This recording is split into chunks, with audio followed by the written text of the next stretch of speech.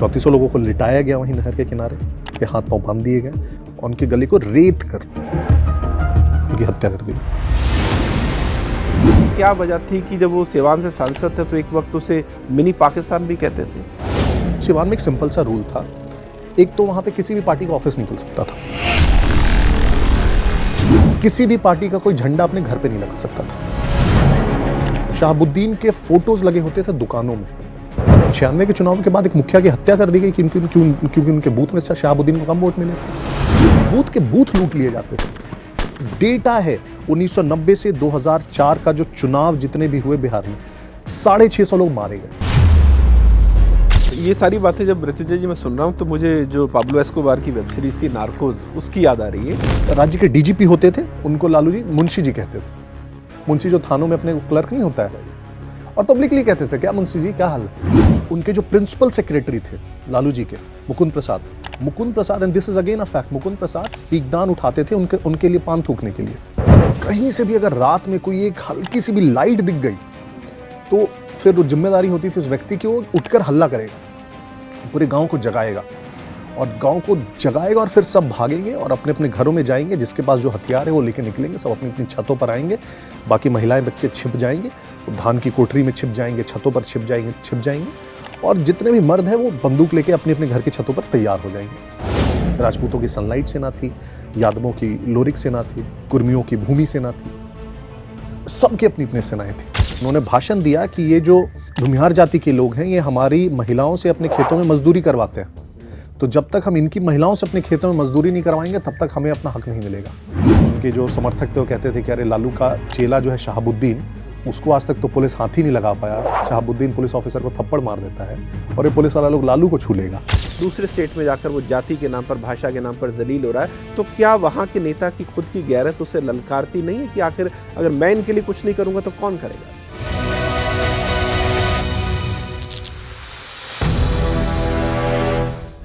मृत्युंजय जी बहुत बहुत स्वागत है आपका। पहले तो अपना वक्त निकालने के लिए उसके लिए धन्यवाद आपका। धन्यवाद। और इससे पहले कि मैं बातचीत का सिलसिला शुरू करूं, मैं यहाँ पर एक ब्रीफ ये देना चाहता हूं कि हम सभी ने कह सकते हैं कि 90 के दशक में उसके बाद अक्सर ये किस्से सुने थे कि बिहार में एक वक्त जंगल राज था। कुछ छोटी मोटी घटनाओं के जरिए बात हम तक पहुँचती थी।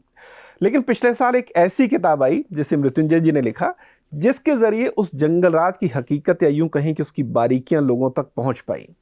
और आज इसी मामले पर बात करने के लिए, उन्हीं किस्सों को समझने के लिए, उस वक्त के बिहार को समझने के लिए हमने खास तौर पर मृत्युंजय जी से रिक्वेस्ट की कि हमारे साथ आएं, ताकि हम और बेहतर तरीके से समझ पाएं कि आखिर उस वक्त का बिहार था कैसे। तो मृत्युंजय जी पहले तो हार्दिक शुभकामनाएं, आपने किताब लिखी और मैं देख रहा हूं कि सिर्फ 1-1.25 साल हुआ इस किताब को, लेकिन इसकी इतनी चर्चा हुई, बहुत कम किताबों को नसीब में होती है वो चर्चा। तो पहले तो उसके लिए आपकी मेहनत को सलाम। Thank you. तो सबसे पहले मृत्युंजय भाई मुझे ये बताइए कि क्या मोटिवेशन था इस किताब को लिखने का? 2 रीज़न है। पहले तो ये कि जो चीज़ टुकड़ों टुकड़ों में लोगों के पास है तो आदमी को लगता है यार मैं क्या उसमें नया ऐड कर पाऊंगा। और दूसरा ये कि जब आप इतने कह सकते हैं कि एक डार्क ट्रुथ के बारे में लिख रहे हैं, ऐसे लोगों के बारे में लिख रहे हैं जो ताकतवर भी रहे हैं और निर्मम भी रहे हैं, तो एक डर ये भी रहता है कि कहीं वो लोग नाराज़ ना हो जाएं, कहीं वो मुझे प्रेम पत्र ना भेजने लगे। तो पहले तो ये बताइए कि आपने ऐसे लोगों के खिलाफ लिखा है, प्रेम पत्र भी मिले आपको? मिला है प्रेम पत्र अभी जस्ट कुछ ही हफ्ते पहले एक लीगल नोटिस आया है मुझे। ओके। तो साधु यादव जो एक पात्र हैं उस किताब में और जिनकी कुछ घटनाएं लिखी गई हैं, तो उन्होंने एक लीगल नोटिस भेजा है। तो ऑफ कोर्स हम लीगली उसको परस्यू करेंगे। और उनका कहना था कि माफ़ी मांगी जाए और कि कंटेंट जितना भी है सब जगहों से हटवाया जाए and so on so fourth. तो मैंने बहुत पब्लिकली उसको डाल के ये लिख दिया है, संदेश पहुंचा दिया है कि माफ़ी मांगना तो बहुत दूर की बात है, ये कंटेंट हटाया भी नहीं जाएगा और ज़्यादा चर्चा की जाएगी। जो घटनाएं अभी तक चर्चित नहीं उसको भी चर्चा में लाई जाएंगी। हाँ बिल्कुल। रिस्क ये है कि अगर इस ये केस पर चर्चा हुई तो उन मामलों पर फिर से चर्चा होगी, है ना? होनी चाहिए। बिल्कुल। तो इसी से सवाल मेरा पहले निकलता है कि जब आपने किताब को लेकर रिसर्च करना शुरू किया तो कौन सी चीज़ें आपके सामने भी पहली बार आई और उसने आपको सबसे ज़्यादा हैरान कर दिया कि यार ऐसे कैसे हो सकता था? बहुत सारी ऐसी घटनाएं हैं बिहार में जो एकदम एक्सट्रीम्स हैं। फॉर एग्जाम्पल, बिहार में जिस प्रकार के नरसंहार हुए पूरे 90 के दशक में, आप देखेंगे करीब 59 मैसेकर्स हुए। और जब हम मैसेकर बोलते हैं तो मैसेकर मतलब 1-2 हत्याएं नहीं होती या 2-3-4 हत्याएं नहीं होती। मैसेकर मतलब एक ऑर्गेनाइज्ड हत्या जिसमें 8-10 लोग कम से कम कम से कम मैं बोल रहा हूं, और एवरेज के तौर पर एक गांव के जितने भी पुरुष हैं सब मार दिए जाए। और ये जातीय संघर्ष था, और ये पूरा जातीय संघर्ष था। तो इस प्रकार के नरसंहार जैसे बचपन में मैंने इनफैक्ट बहुत क्लोजली देखा इस सेंस में कि जब मैं अपने गांव जाता था और गर्मी की छुट्टियों में, और एक प्रकार से दहशत होता था पूरे गांव में, लेट 90s की मैं बात कर रहा हूं, और पूरा गांव हमेशा चौकन्ना होता था कि किसी भी रात पे अटैक हो सकता है।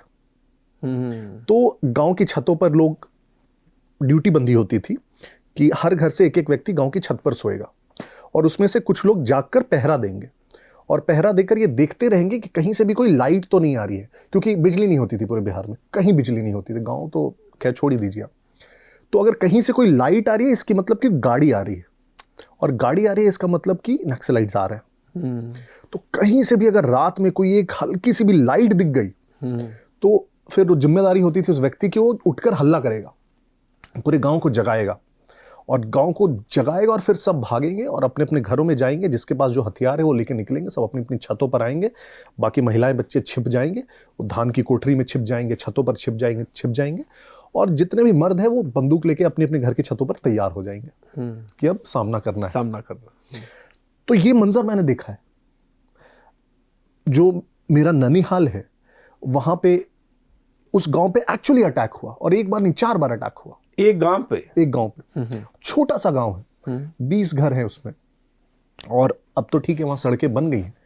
पहले उस गांव में जाने के लिए आपको कम से कम 4-5 किलोमीटर पैदल चलना पड़ता था खेतों की आरियों पे, और बरसात होती थी तो ये आपको पैंट ऊपर करके कीचड़ से पूरे क्योंकि खेत में कीचड़ हो जाते हैं बारिश में जब धान का सीजन होता है, तो इतने कीचड़ में आपको 4-5 किलोमीटर पैदल चल के उस गांव तक पहुंचना पड़ता था। इतना दुर्गम गांव, और उस गांव पे 4 बार अटैक हुआ। लेकिन उस गांव के लोग खुद को खुशकिस्मत मानते हैं, क्योंकि जब भी अटैक हुआ तो वही जो पहरेदार थे उनको दिख गया, उन्होंने शोर कर दिया, लोग छतों पे आ गए, और सब तैयार हुए, तो दोनों ओर से फायरिंग हुई। और एक बार लोग जग जाते हैं, अगर फायरिंग शुरू हो गई तो ठीक है, बस टारगेट ये होता है कि रात भर किसी प्रकार से उनको गांव की परिधि पे रोक देना है, क्योंकि सुबह होने लगेगी तो खुद ब खुद भाग जाएंगे। तो रात भर रोक दिया गया। इसको थोड़ा और विस्तार से बताएंगे, जो जातीय संघर्ष था, जो लोग बिहार के बाहर के अगर नहीं जानते, मूलतः किन किन जातियों के बीच में था, और ये क्यों ये नौबत आ गई, या मन के अंदर इतना गुस्सा या जहर क्यों था कि सिर्फ जाति के आधार पर एक जाति दूसरे को मार रही है? बहुत अच्छा सवाल आपका। थोड़ा सा हिस्ट्री में जाना पड़ेगा। जब हम आज़ाद हुए, जाति हर जगह है देश में, हमारे देश में कोई ऐसा स्टेट नहीं हमारे देश का जो बोल सकता है कि हमारे यहाँ जाति नहीं है। बिल्कुल। और जाति बेस्ड डिस्क्रिमिनेशन नहीं, हर जगह है। अंबेडकर हुए तो महाराष्ट्र से हुए, वो कोई बिहार से नहीं आए, यूपी से नहीं आए। पेरियार थे तो तमिलनाडु में थे, वो कोई बिहार यूपी में नहीं। तो हर जगह जाति है और डिस्क्रिमिनेशन है। बिहार में भी जो सोसाइटी है, आज भी मैं बोलता हूँ जाति है, डिस्क्रिमिनेशन है ना। आज भी दलित जातियां हैं, आज भी बहुत सारे ऐसे लोग हैं जो छुआछूत में विश्वास रखते हैं, आज भी बहुत सारी ऐसी जगह हैं जहां जाति के नाम पे बहुत सारे डिस्क्रिमिनेशन होते हैं। लेकिन बिहार वो पहला राज्य था, ये भी, और थोड़ा सा ये आयरनी है, बिहार वो पहला राज्य था जिसने आज़ादी के बाद जमींदारी को एबॉलिश किया। 1950 में पहला राज्य था। उसने कहा कि हम लैंड रिफॉर्म्स लाएंगे, क्योंकि लैंड सबसे बड़ा रीजन है इनइक्वालिटी का। कि आप देखेंगे एक जनरली जैसे जैसे जाति का जो लेवल्स है, ओबीसी से आप एससीज की तरफ जैसे जैसे आएंगे, तो लैंड होल्डिंग भी वैसे से कम होती जाती है। तो जितना ज्यादा जाति कोई नीचे है एक तरह से, या प्रताड़ित है, या उस क्रम में सबसे नीचे, उसके पास जमीन भी सबसे कम होती है। तो बिहार ने कहा कि हम, और श्री कृष्ण सिंह पहले मुख्यमंत्री थे, उन्होंने कहा कि इसको हम सॉल्व करेंगे। तो जमींदारी उन्मूलन किया गया। तो उसको बहुत सारे लोगों ने, जिसके पास ज्यादा जमीन थी, उन्होंने अलग अलग तरीकों से ज़मीन को अपने पास रखने के तरीके बताए। बेनामी ज़मीन हो गया, उसको मंदिर के नाम पे डोनेट कर दिया, स्कूल के नाम पे डोनेट कर दिया। फिर लैंड सीलिंग एक्ट आया कि कितना लैंड आप होल्ड कर सकते हैं। तो उसमें हुआ कि अगर प्लेन एरियाज है तो 50 एकड़, हिली एरियाज, प्लेन एरियाज है तो 30 एकड़, हिली एरियाज है तो 50 एकड़, ऐसे उसको रिस्ट्रिक्ट किया गया। बिहार वो ज़मीन थी जहाँ पे विनोबा भावे ने भूदान आंदोलन चलाया। उन्होंने कहा कि स्टेट नहीं सॉल्व कर पाएगा इसको बल से, इसको स्वेच्छा से लोग जमीन दान करने लगेंगे तभी ये सॉल्व होगा। तो उन्होंने भूदान आंदोलन वहां पे चलाया। जयप्रकाश नारायण ने उसमें ये दिया। तो सोचिए अब जितना भी सबसे बड़ा लैंड रिफॉर्म्स का मूवमेंट है वहीं चला, वहीं से हुआ, राइट। स्वामी सहजानंद सरस्वती वहीं से हुए, जिन्होंने सबसे बड़ा किसान आंदोलन देश का चलाया। लेकिन फिर भी आयरनी ये है कि प्रॉब्लम ये सॉल्व नहीं हुआ। आप देखते हैं जो भूदान आंदोलन में भी जो लैंड रिडिस्ट्रीब्यूट हुए उसमें बहुत सारे लगे कि जिसके पास भी जो सबसे बेकार ज़मीनें थी उन्होंने दान में दे दी, जिसको ऑलरेडी खेती नहीं कर रहे थे, जिसपे लैंड सीलिंग, जिम्मेदारी उन्मूलन के बाद भी लोगों के पास जो ज़मीनें थी उन्होंने अलग अलग तरीके से उसको रखा। तो इस कारण से क्या हुआ, एक जो ऑलरेडी एग्जिस्टिंग स्ट्रक्चर था वो रहा, और जो हालत में सुधार आनी चाहिए थी दलितों की या वैसे कास्ट की जो सबसे निचले पायदान पे थे वो नहीं हुआ। और 1960 के दशक में आप देखेंगे एक प्रकार से मूवमेंट शुरू हुआ, लोहिया का मूवमेंट शुरू हुआ, लोहियावादी मूवमेंट, और ओबीसीज ने अपना राइट्स असर्ट करना स्टार्ट किया, कि हमारी इतनी संख्या है, हमें हिस्सेदारी मिलनी चाहिए। और 1967 में आप देखेंगे पहली बार बिहार में नॉन कांग्रेस गवर्नमेंट फॉर्म होती है और एक ओबीसी मुख्यमंत्री बनता है। और वहां से मुझे लगता है कि जो ओबीसी असर्शन था वो थोड़ा बढ़ने लगा। अब धीरे धीरे जब ये ओबीसी असर्शन बढ़ने लगा तो हर क्षेत्र में बढ़ने लगा, पॉलिटिकल, सोशल, ये धीरे धीरे जब बढ़ते गया, साथ साथ दलित भी कुछ कुछ उनके साथ जुड़ते गए जो दलित कास्ट। 1990 आते आते ये जो ओबीसी असर्शन था ये इस लेवल पे पहुंच गया कि इन्होंने कहा कि अब हमें वो सारे हक चाहिए जिनसे अब तक हमको वंचित रखा गया है। और तब तक आप देखेंगे मोस्टली जो चीफ मिनिस्टर्स हैं, और खासकर कांग्रेस के 80 से 90 में आप देखेंगे कांग्रेस के 5 चीफ मिनिस्टर्स रहे, 5 अपर कास्ट से थे। आखिरी जगन्नाथ मिश्र थे। तो उन्होंने कहा कि अब हमें अपना हक चाहिए, और 1990 में लालू आगे बन गए चीफ मिनिस्टर। अब इससे बहुत ज्यादा फर्क पड़ा।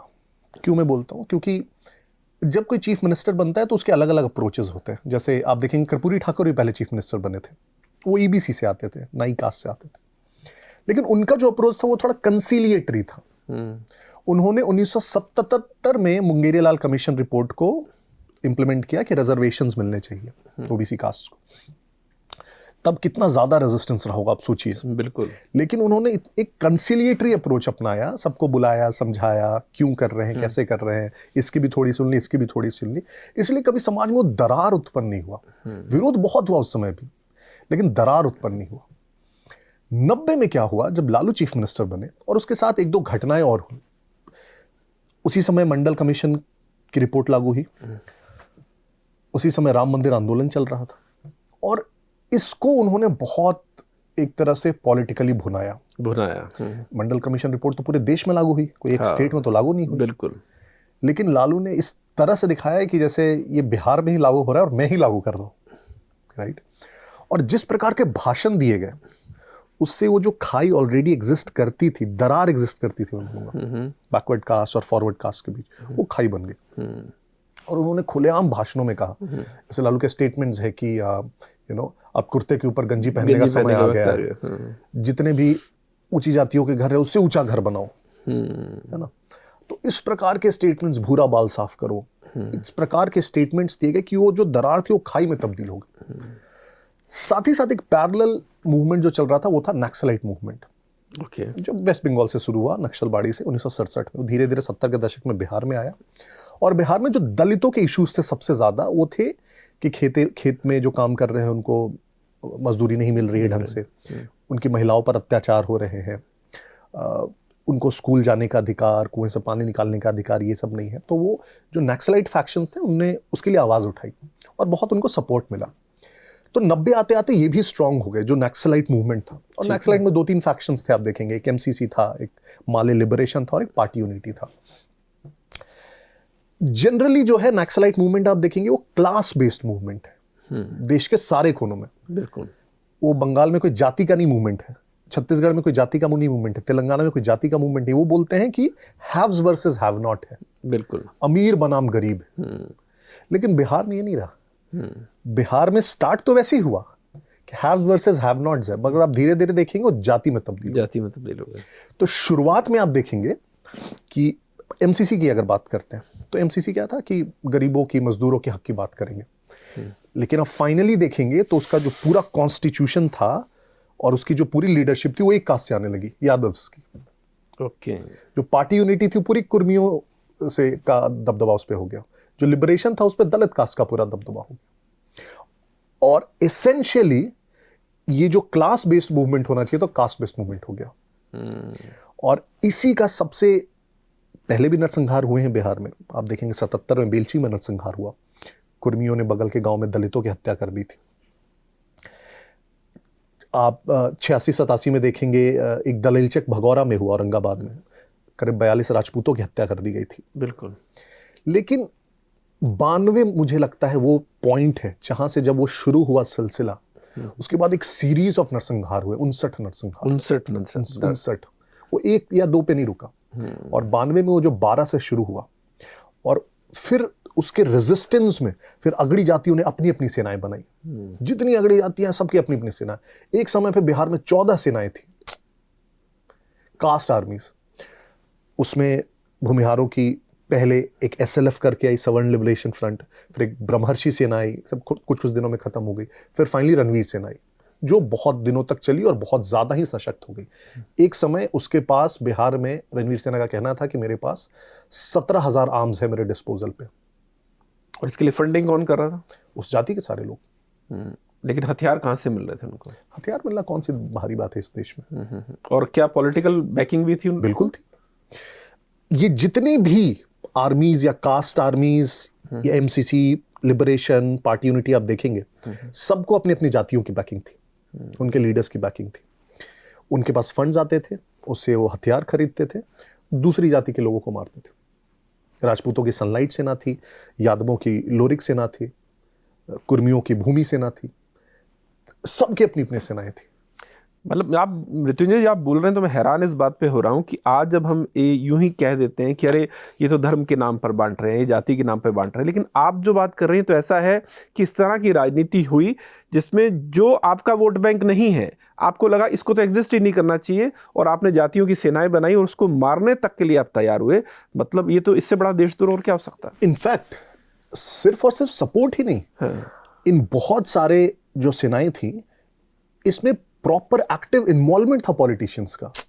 मैं नाम लेके बता रहा हूं, सुरेंद्र यादव MP हैं, अभी मेंबर ऑफ पार्लियामेंट है। सुरेंद्र यादव उस समय विधायक हुआ करते थे 90 के दशक में। बेलागंज एक कॉन्स्टिट्यूएंसी है, जहानाबाद के जो लोकसभा है उसके अंतर्गत आती है।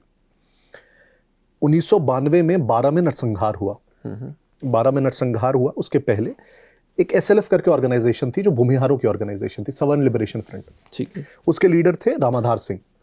रामाधार सिंह ने 12 के पास के गांव में कुछ दलितों की हत्या की। मीन और बरासिम्हा 2 गांव थे। जब ये हत्याएं हुई तो सुरेंद्र यादव, तो उसके ऊपर पुलिस ने जो भी एक्शन लिया नहीं लिया, तो इन्होंने एक मूवमेंट चलाया कि दलितों की जो हत्या हुई है इसके खिलाफ जो पुलिस है, जबकि सरकार उनकी थी, उन्होंने कहा कि पुलिस को जो एक्शन लेना चाहिए वो ले नहीं रही है। और उन्होंने कहा कि एक सबसे आसान तरीका क्या है, ये जो DM SP है दोनों बेकार है, ये मदद नहीं कर रहे। और उन्होंने कहा सबसे आसान तरीका क्या है DM और SP को यहां से हटाने का। लालू जी ने एक रूल बना रखा है कि जहां भी नरसंहार होगा तो DM SP का ट्रांसफर कर देंगे। तो अगर कोई नरसंहार हो जाए तो DM SP का ट्रांसफर हो जाएगा।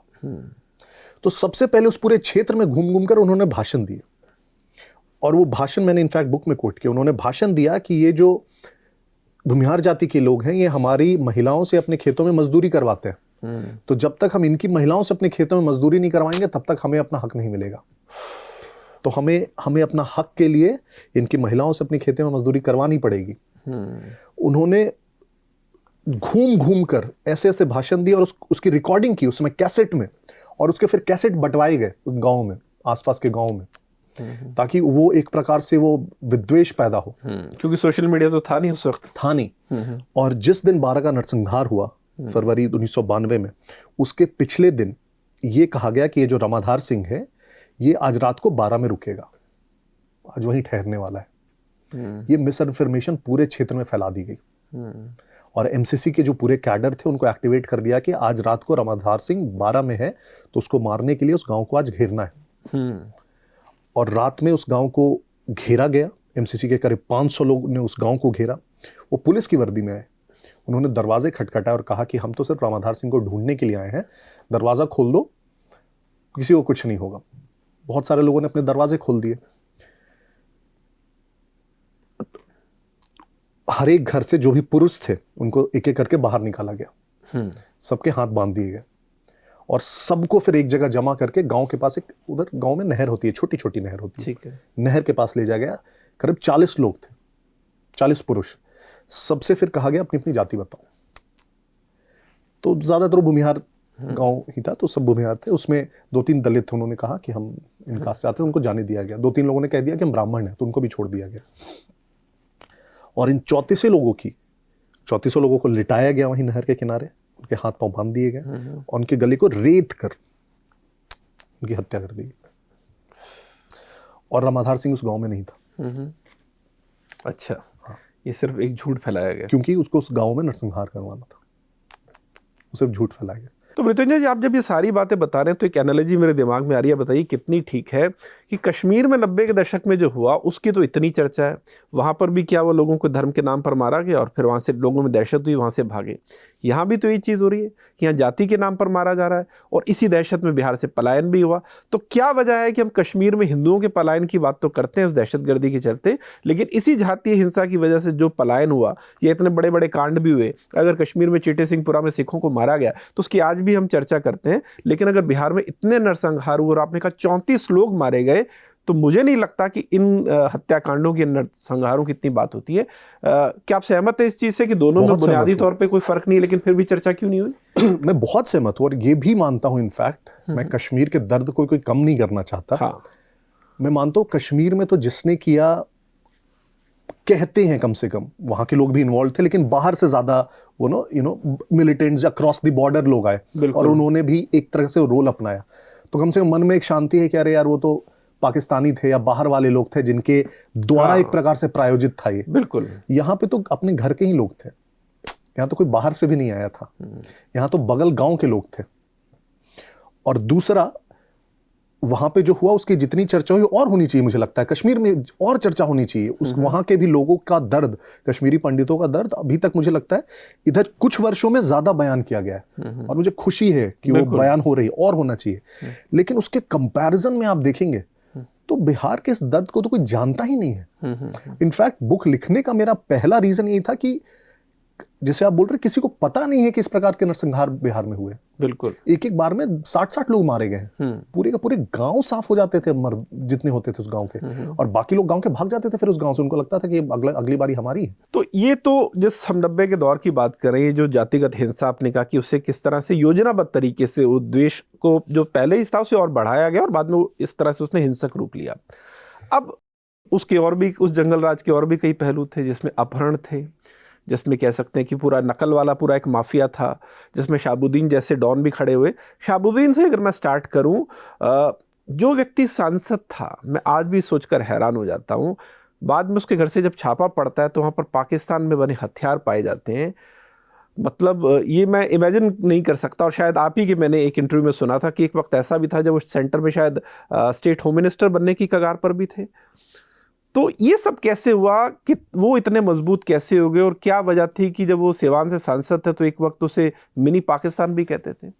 लालू जी को पावर में रहने के लिए इन लोगों की जरूरत थी और इन लोगों को लेजिटिमेसी के लिए एक पार्टी के सिंबल की जरूरत थी। तो दोनों एक दूसरे के पूरक थे। इन लोगों से मतलब आपका? शाहबुद्दीन, पप्पू यादव, सुरेंद्र यादव, जितने भी ऐसे लोग। ठीक है।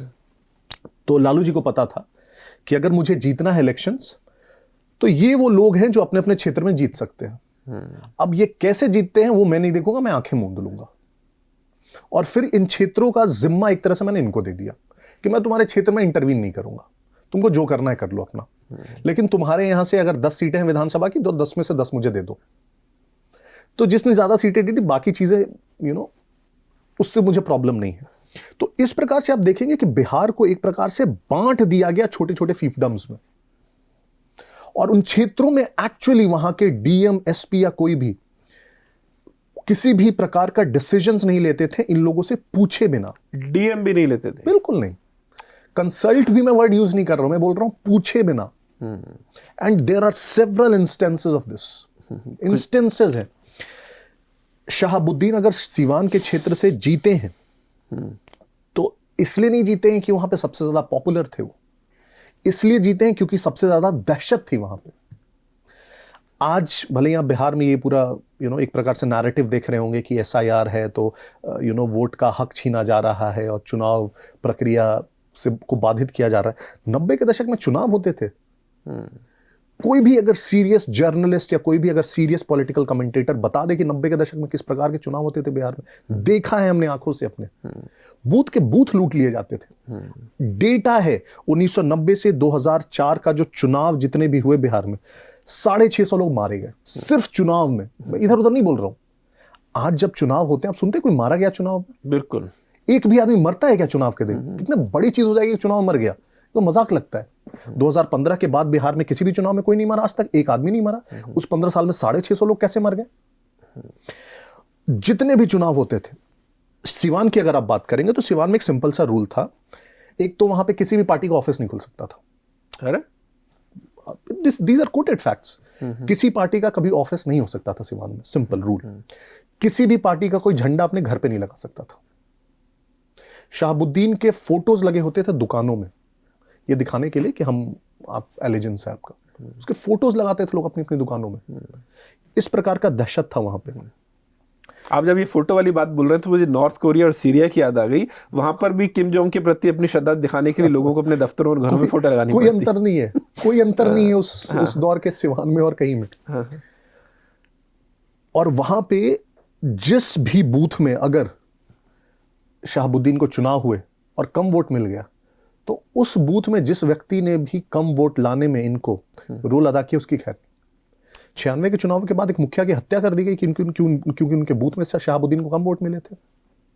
2005 में जो वहां पे कैंडिडेट थे बीजेपी के, ओम प्रकाश यादव, चुनाव के बाद उनके घर पर गोलियां चलवाई गई और फिर उनको सिक्योरिटी देनी पड़ी। अरे लोकसभा कैंडिडेट के घर पे गोलियां चलवाना आप समझ रहे हैं? और फिर वो कैंडिडेट फिर सिक्योरिटी में घूमता रहा। डीएमएसपी की जो मैं बात कर रहा हूं इसलिए कर रहा हूं, 95-96 की बात होगी, चौबे जी थी वहां के एसपी, उन पर जानलेवा हमला किया गया।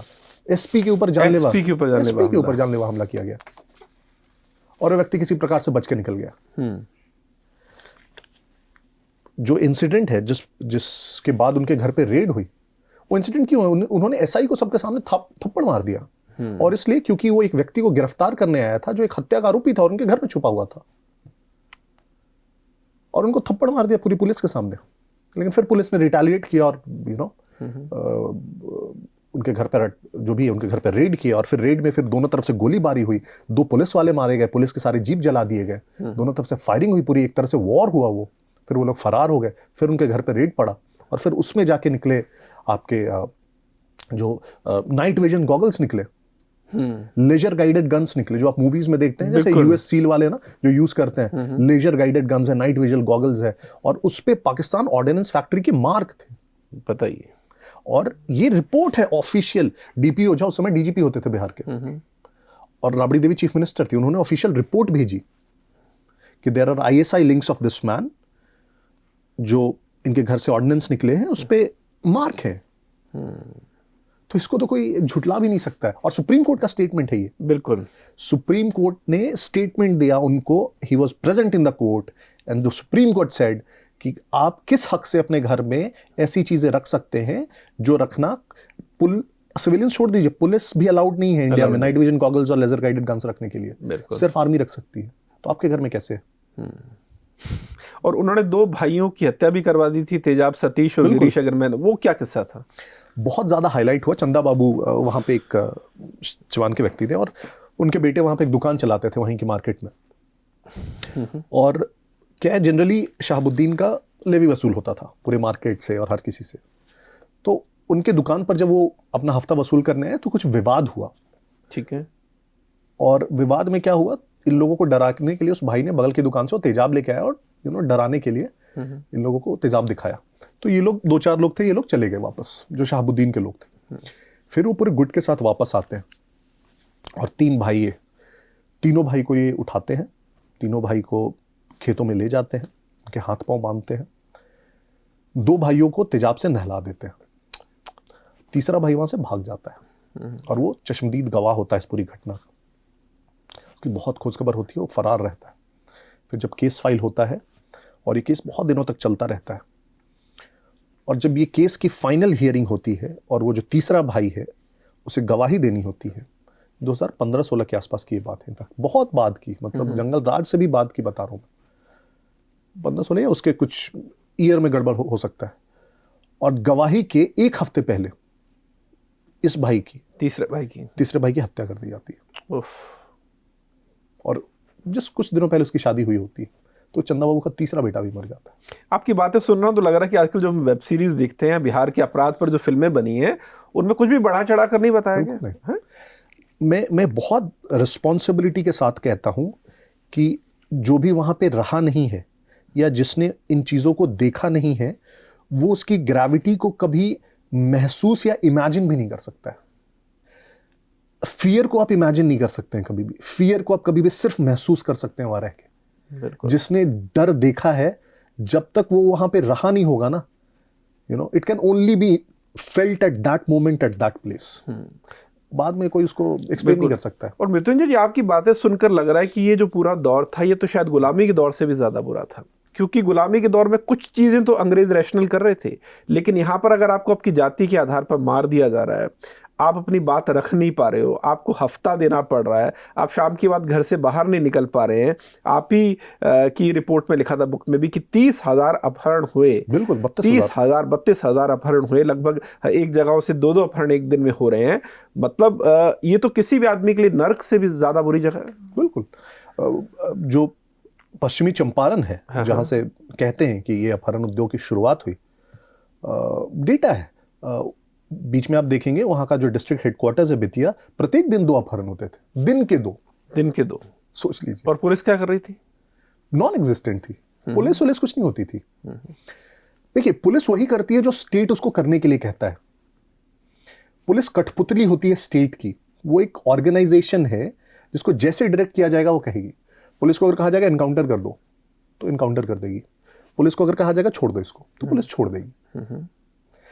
तो स्टेट ने पुलिस को इस प्रकार से पंगु बना रखा था, और सिर्फ नीचे नहीं, ऊपर से नीचे तक।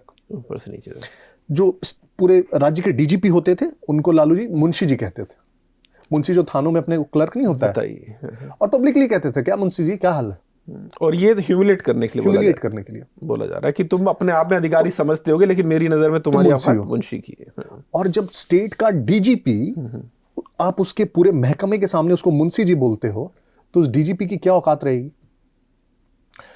उनके जो प्रिंसिपल सेक्रेटरी थे लालू जी के, Mukund Prasad, and this is again a fact, Mukund Prasad पीकदान उठाते थे उनके लिए पान थूकने के लिए। He was a senior IAS officer, उनके प्रिंसिपल सेक्रेटरी। तो उस मुकुंद प्रसाद की क्या इज्जत रहेगी किसी के सामने, क्या वैल्यू रहेगी। और I have quoted in the book कि 1992 में सिर्फ 2 साल उनके राज के हुए थे। Majority of the officers in the state, करीब 384 या कुछ उस समय सेंट्रल लेवल ऑफिसर्स थे, IAS officers, IAS, IPS, IRS officers, 160 के आसपास उन्होंने सेंट्रल डिप्यूटेशन के लिए रिक्वेस्ट डाल दी कि अभी यहाँ नहीं रहना, यहाँ तो नहीं रह पाएंगे, कहीं और भेज दीजिए। तो पुलिस एक प्रकार से नॉन एग्जिस्टेंट हो जाती है। और पूरे स्टेट का, चाहे आप नरसंहार देख लें, इस प्रकार के क्राइम्स का सबसे बड़ा रीजन यही था कि स्टेट ने अपना रोल अदा करना छोड़ दिया था। उसने कह दिया था कि तुम अपने पे हो, देख लो अपना जो करना है, everybody to their own, state कहीं नहीं आने वाली। और एक वहां पर डीएम जी कृष्णैया की भी हत्या हुई थी। मतलब मैं ही जब बोल रहा हूं तो भी मैं सोच नहीं पा रहा हूं कि किसी एक लोकतांत्रिक देश में डीएम का मर्डर भीड़ कर देती है। क्या था वो मामला, और ये नौबत कैसे आई, और पुलिस ने डीएम को प्रोटेक्ट नहीं किया, मतलब क्या हुआ क्या? पहले अभी भी मैं सच में समझ नहीं पा रहा हूँ, प्रोसेस नहीं कर पा रहा हूँ। तो जी कृष्णैया एक आंध्र प्रदेश से थे। हाँ। एक दलित थे। हाँ। बड़ी इंस्पिरेशनल है उनकी स्टोरी। उनके पिता एक रेलवे स्टेशन पे कूली होते थे, और उन्होंने भी सबसे मीनियल काम करते हुए पढ़ाई करी, फिर आईएएस क्रैक किया, बिहार कैडर में आए और डीएम बने। पहले चंपारण के डीएम थे और बहुत पॉपुलर हुए वहाँ पे जिस प्रकार से उन्होंने अपनी कार्यशैली के कारण। फिर वो गोपालगंज के डीएम बने। गोपालगंज लालू जी का गृह जिला, तो कुछ ये होगा तभी उनको बनाया। और उस दिन वो एक मीटिंग से आ रहे थे, तो वैशाली में कोई मीटिंग थी, डिविजनल मीटिंग थी, वहां से वो गोपालगंज आ रहे थे, और बीच में मुजफ्फरपुर पड़ता है। मुजफ्फरपुर में क्या हुआ था, मुजफ्फरपुर में एक बहुत अदावत चल रही थी 2 गुटों के बीच, आप बोल सकते हैं। एक थे ब्रिज बिहारी प्रसाद, जो लालू जी के एकदम खासम खास, लालू जी की सरकार में मिनिस्टर, और दूसरी तरफ आनंद आनंद मोहन राजपूतों के एक बहुत बड़े नेता अभी भी हैं। और क्या होता है कि उस समय जो ये जातीय समीकरण चल रहे थे, इसके बीच में एक 1992 में चुनाव होता है और आनंद मोहन ने बड़ी चतुराई से एक जो अगड़ी जातियों थी, खास करके भूमिहार और राजपूत का एक गठबंधन बनाया। और 92 में एक वहां पे हेमंत शाही की हत्या के बाद एक वहां पे उपचुनाव होते हैं और उनकी विधवा वहां से लड़ती हैं और वो जीत जाती हैं लालू जी के सरकार में रहते हुए। तो वो एक लगता है कि लालू जी को उन्होंने चैलेंज कर दिया है और एक प्रकार से गठबंधन बना दिया है जो बहुत मजबूत है। और इसको देखते हैं फिर आनंद मोहन अपनी पार्टी बना लेते हैं और कहते हैं कि आने वाले चुनावों में हम चुनाव लड़ेंगे। और बगल में एक सीट होती है केसरिया करके, वहां से एक बाहुबली होते हैं भुटकन शुक्ला, उनको छोटन शुक्ला उनको कहते हैं ये हमारे उम्मीदवार हैं। तो छोटन शुक्ला अपना उस इलाके में घूमना वगैरह शुरू कर देते हैं अपने अगले चुनावों के लिए। और ब्रिज बिहारी प्रसाद उसी क्षेत्र से आते हैं और एक प्रकार से उसको थ्रेट के तौर पर देखते हैं। तो छोटन शुक्ला की हत्या कर दी जाती है। छोटन शुक्ला एक दिन प्रचार करके आ रहे थे और गाड़ी रोका जाता है और 4-5 पुलिस की वर्दी में लोग होते हैं, फायरिंग करते हैं और 4-5 लोग थे ऑन द स्पॉट मारे जाते हैं। अब पूरे क्षेत्र में ये हल्ला हो जाता है कि ब्रिज बिहारी प्रसाद ने हत्या कराया है छोटन शुक्ला का। और इसमें प्रशासन की भी मिली भगत है, जो डीएमएसपी है सब इसमें मिले हुए हैं, तभी हत्या हुई। और दूसरे दिन एक बहुत बड़ा प्रोसेशन छोटन शुक्ला की अर्थी के साथ वो चलता है, उनके गांव से शुरू होती है और वो हाईवे के पास पहुंचा होता है और करीब 5000 लोगों की भीड़ होती है। और इस भीड़ में आनंद मोहन बहुत भाषण देते हैं लालू जी के खिलाफ। आनंद मोहन की पतली लवली आनंद, वो बीएमपी बनी, सब होते हैं और ये भाषण देते हैं और एक उग्र भीड़ होती है, आप समझ लीजिए। और वो NH33 के पास, NH33 अगर मैं सही हूं तो, के पास से वो भीड़ जाते रहती है। और उसी समय जी कृष्णैया वैशाली से अपने गोपालगंज डिस्ट्रिक्ट के लिए जा रहे होते हैं। ठीक है। तो उनकी गाड़ी जब वहां से गुजर रही होती है, उस पर लाल बत्ती लगी होती है, तो लोगों को लगता है ये मुजफ्फरपुर का डीएम है ना। तो वो पत्थर उत्थर फेंकना शुरू कर देते हैं, गाली गलौज शुरू कर देते हैं। तो भीड़ के पास आके रुक जाती है उनकी गाड़ी और जी कृष्णैया बाहर निकलते हैं। वो समझाने लगते हैं कि मैं मुजफ्फरपुर का डीएम नहीं हूँ, तो मैं गोपालगंज जा रहा हूँ, मैं तो वहाँ का हूँ। और उस समय चूंकि इतनी सोशल मीडिया और ये सब होती नहीं है, तो 99% लोगों ने तो डीएम का चेहरा भी नहीं देखा होता है, बहुत ऑनेस्टली नाम भी नहीं जानते थे। ठीक है। तो बस एक अज्यूम कर लेते हैं, तो उनको लगता है कि नहीं जो भी है यही है। और एक प्रकार से उग्र भीड़ का कोई लॉजिक नहीं होता है, उग्र भीड़ का कोई दिमाग नहीं होता। हाँ। तो उसी में से लोगों ने हल्ला करना शुरू कर दिया, इन लोगों ने, प्रशासन ने ही इन लोगों ने मरवाया है छोटन शुक्ला को। तो लोगों ने पत्थर उत्थर मारना शुरू कर दिया, पीटना शुरू कर दिया और धीरे धीरे पूरी भीड़ उन पर टूट पड़ी और पीट कर ऑलमोस्ट उनको अधमरा कर दिया। और इसी समय कहते हैं कि कोर्ट में जो एफिडेविट है उसके हिसाब से कि आनंद मोहन ने, जो छोटन शुक्ला के छोटे भाई थे भुटकन शुक्ला, उनको कहा कि देखते क्या भुटकन, ले लो अपना बदला। और भुटकन शुक्ला एकदम पॉइंट ब्लैंक से उसको 3 गोलियां जी कृष्णैया को वहीं पे मार देते हैं और वहीं पे उनकी हत्या हो जाती है। उनमें से किसी को नहीं पता था कि वो कौन है, उनकी पहचान क्या है? भीड़ थी, फर्क भी नहीं पड़ता। वो अगर कुछ लोगों को पता भी चल गया होगा कि वो गोपालगंज के डीएम है, उस भीड़ में किसको उससे मतलब है? भीड़ ने मार डाला। मतलब ये सारी बातें जब मृत्युंजय जी मैं सुन रहा हूँ तो मुझे जो पाब्लो एस्कोबार की वेब सीरीज थी नार्कोज, उसकी याद आ रही है कि वो एक एपिसोड में दिखाते हैं जब असल में भी कहानी थी कि सुप्रीम कोर्ट में उसके खिलाफ कुछ सबूत जाने होते हैं और पाब्लो एस्कोबार नहीं चाहता कि सबूत जो पहुंचे, तो सुप्रीम कोर्ट पर ही हमला करवा देता है, पुलिस पर तो हमला करवाता ही है और सारे कागज जलवा देता है। तो ये जो सारी आप जंगल राज या युवकों की फ्री रन देख रहा हूं मैं, मुझे उसकी और इसकी स्थिति में कोई फर्क नहीं नजर आ रहा, बल्कि ये कुछ हद तक मुझे ज्यादा ही बुरी लग रही है। ऐसी भी घटनाएं बिहार में। हाँ। बिहार में जब शहाबुद्दीन पकड़े गए, शहाबुद्दीन जब कोर्ट में हाजिर हो रहे थे तो वो पूरी कैवलकेड में आए। अवध बिहारी चौधरी मिनिस्टर थे, उनकी गाड़ी में बैठ के पूरे कैवलकेड में शहाबुद्दीन जिंदाबाद होते हुए वो कोर्ट पहुंचे। और जब वहां पे उनका बेल रिजेक्ट कर दिया गया तो वापस भी वो सरकारी गाड़ी में अवध बिहारी चौधरी के साथ बैठकर वो जेल तक गए, पुलिस की गाड़ी में नहीं। बिहार में ही वहां के चीफ जस्टिस ने गवर्नर को लेटर लिखा ये कहते हुए कि मेरी जान को खतरा है, मुझे सुरक्षा मुहैया करीजिए। Chief justice of the high court wrote to the governor कि मेरी जान को खतरा है। तो ऐसी कोई भी घटना नहीं है जो आपने कोई सीरीज में देखी होगी जो शायद वहां घटित। ठीक जैसे यूपी में जब अतीक का केस आया था तो वहां 11 जजों ने सुनवाई करने से मना कर दिया था कि हम नहीं करेंगे। जी मृत्युंजय जी, अगर मैं लालू जी पर व्यक्तिगत तौर पे बात पूछूं तो उसमें भी कई सारे किस्से ऐसे हैं जो कई चीज़ें तो साबित भी हो चुकी हैं और उनसे जुड़ी कहानियां भी हैं जो मतलब कोई कह सकते हैं कि अच्छी लाइट में नहीं आती हैं। एक उनमें जिस तरह से उनकी बेटी की जब शादी थी उसका किस्सा बड़ा मशहूर है, उनकी बेटियों की जो मेडिकल डिग्री थी उस पर सवाल खड़े होते हैं, और फिर चारा घोटाला हुआ। मैं चाह रहा हूँ कि इस पर भी अगर एक एक तरीके से हमारे दर्शकों को बताएं कि ये जो चारा घोटाला उस वक्त हुआ, पहले तो कैसे ये सामने आया और कितना बड़ा था और किस तरह से वो पूरा जो सिस्टम था उस वक्त ऑपरेट कर रहा था, क्योंकि अगर मैं गलत नहीं तो 900 करोड़ के आसपास का था। बिल्कुल। मतलब आज की तारीख में कल्पना करना मुश्किल है कि आज से 27-28 साल अगर मैं गलत नहीं हूँ पहले 900 करोड़ जो कई स्टेट का बजट भी नहीं होता था, इतना बड़ा घोटाला हुआ। कैसे हुआ वो? तो 1996 के आसपास आप देखेंगे तो मुझे लगता है वो लालू जी का पीक था। 95 के इलेक्शन वो जीत चुके थे। जैसे मैंने कहा 90 का इलेक्शन तो जनता दल ने जीता था, 95 करीब करीब उनके चेहरे पे लड़ा गया था। ठीक है। और वो जीत कर आए तो एक प्रकार से वो पुरोधा बन गए समाजवाद के और आवाज देने के, हक देने के, जो भी कह लीजिए। जनता दल के राष्ट्रीय अध्यक्ष बन गए वो, राष्ट्रीय। और उस समय संयुक्त मोर्चा की सरकार बनी थी एक के बाद, और वो प्रधानमंत्री पद के उम्मीदवार भी थे। तो उनका पीक आप मान सकते हैं उस समय था। लेकिन कहते हैं कि जब इंसान का वक्त बुरा चल रहा हो तो अगर वो ऊंट पे भी बैठा हो तो कुत्ता काट लेता है। तो लालू जी के साथ वही हुआ। 1996 में ही मल्टीपल घटनाएं हुई। एक तो फिनांस सेक्रेटरी थे वीएस दुबे, बाद में चीफ सेक्रेटरी बने इनफैक्ट। तो वीएस दुबे ने कहा कि, और उस समय ना न्यूज़पेपर्स में आप देखेंगे कि अक्सर ऐसे हेडलाइंस होते थे, मुझे भी याद है बचपन में, कि शिक्षकों का वेतन 10 माह से लंबित है। पुलिस कर्मियों का वेतन 3 माह से नहीं मिला, विरोध प्रदर्शन। मेरा सरकारी कर्मचारियों का वेतन भी इतना डिलेड हो जाता है।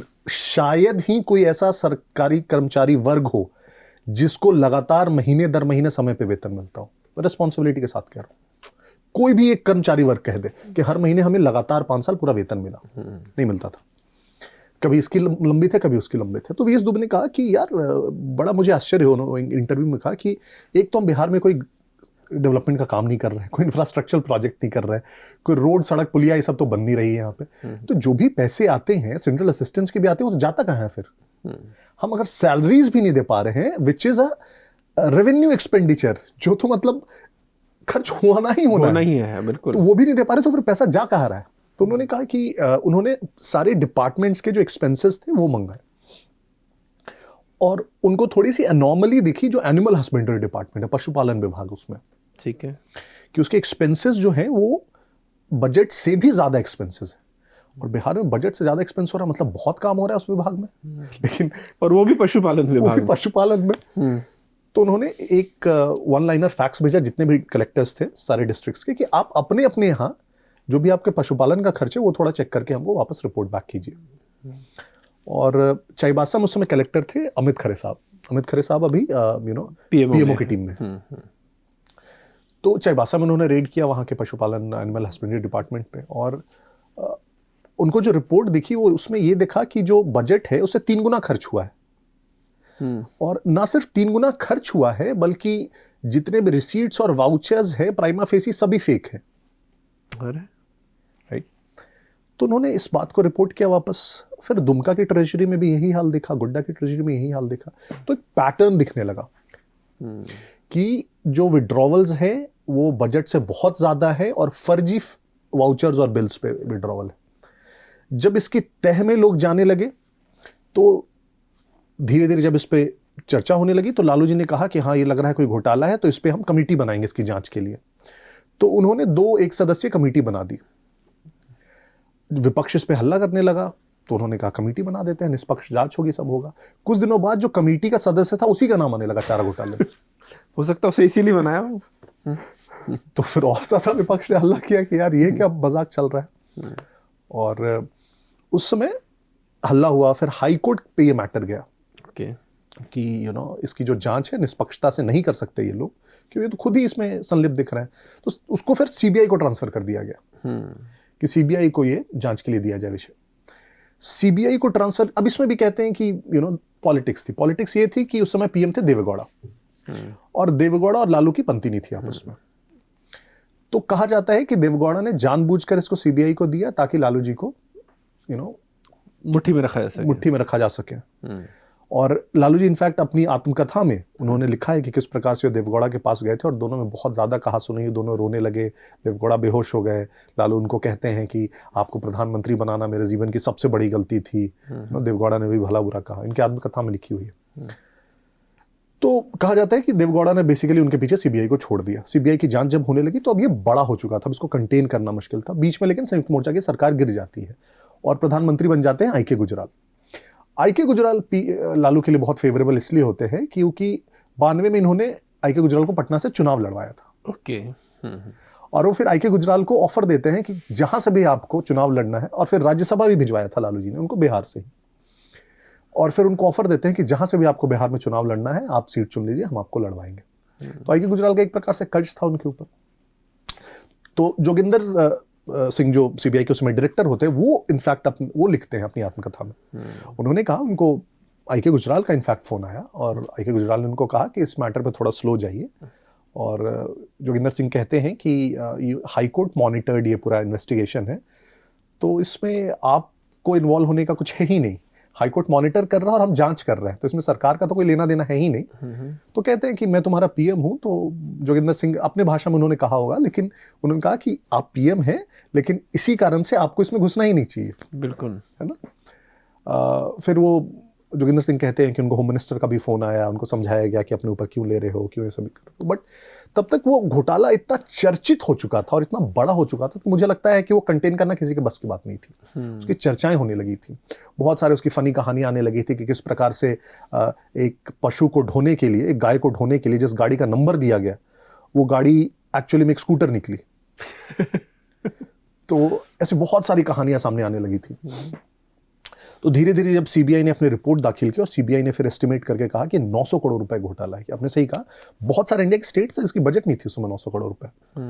और सब लोग, आधे लोग तो ये इमेजिन नहीं कर पाए कि 900 करोड़ कितना होता है, कितना होता है। उसमें करोड़ वरोड़ जितनी आसानी से आजकल हम लोग बोल लेते हैं लोग, it used to be huge sum. तो जब ये 900 करोड़ रुपए का घोटाला हुआ और फिर दिखने लगा साफ साफ लालू जी का रोल, फिर सीबीआई परमिशन लेती है गवर्नर का उनको इम्प्लीकेट करने के लिए। और जिस प्रकार से पटना में एक माहौल बनता है, क्योंकि उस समय तक लालू राजा हो चुके थे बिहार के, वो सिर्फ मुख्यमंत्री नहीं थे। हाँ, जो आप बता रहे हैं, ठीक।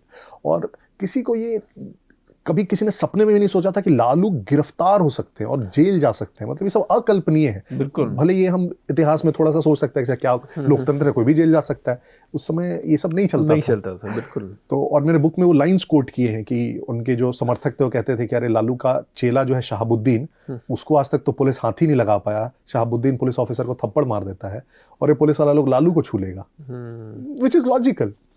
बट अगेन मतलब सबकी किस्मत खराब होती है। और फिर पूरी पटना को छावनी में तब्दील कर दिया जाता है जिस दिन उनको गिरफ्तार करना होता है। और लालू जी को भी समझ में आ जाता है कि अब उनके पास बचने का कोई उपाय नहीं। और गिरफ्तारी के पहले लालू जी अपने सारे एमएलएस की बैठक बुलाते हैं। और तब तक इधर से बाकी जो लीडर्स थे, और लालू तब तक जनता दल पार्टी में ही थे, तो बाकी जितने भी लीडर्स थे, चाहे रामविलास पासवान थे, शरद यादव थे, वो लोग लालू जी का इस्तीफा मांगने तब तक लगते हैं। और लालू जी फिर अपने सारे एमएलएस की बैठक बुलाते हैं, अपनी पार्टी तोड़ के नई पार्टी बना लेते हैं आरजेडी। और उसी समय राबड़ी देवी को वो किचन से निकालते हैं और बोलते हैं कि आज से तुम मुख्यमंत्री हो। राबड़ी जी रोने लगती हैं कि अरे हम कैसे करेंगे, हमको तो कुछ नहीं पता। तो कहते हैं कोई बात नहीं, तुम आज से मुख्यमंत्री हो। और राबड़ी जी मुख्यमंत्री बन जाती हैं और फिर लालू जी को जेल जाना पड़ता है। तो अभी ये जो पूरी कहानी बता रहे हैं, दो कैरेक्टर मेरे दिमाग से निकल नहीं रहे। एक तो सकारात्मक सेंस में जोगिंदर सिंह का, जिनका आपने जिक्र किया, तो जैसे हर कहानी में कुछ हीरो या ईमानदार लोग होते हैं जो किसी तरह के दबाव में टूटते नहीं है, और ऐसे ही लोग समाज को दिशा देते हैं। तो उनके लिए मन में बड़ा रिस्पेक्ट है कि जब आपको देश का पीएम भी कहे, लेकिन तब भी आप में इतना नैतिक साहस हो कि आप पड़े रहें।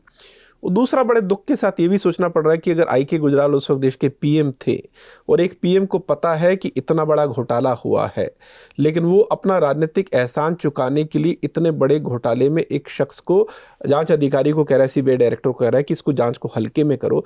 मतलब आपके लिए अपना राजनीतिक करियर इतना महत्वपूर्ण है कि आप सोच नहीं रहे कि इतना हजारों करोड़ का घोटाला, उस आज के संदर्भ में तो हजारों करोड़ का घोटाला आप होने दे रहे हैं। बिल्कुल। और वो भी देश का पीएम।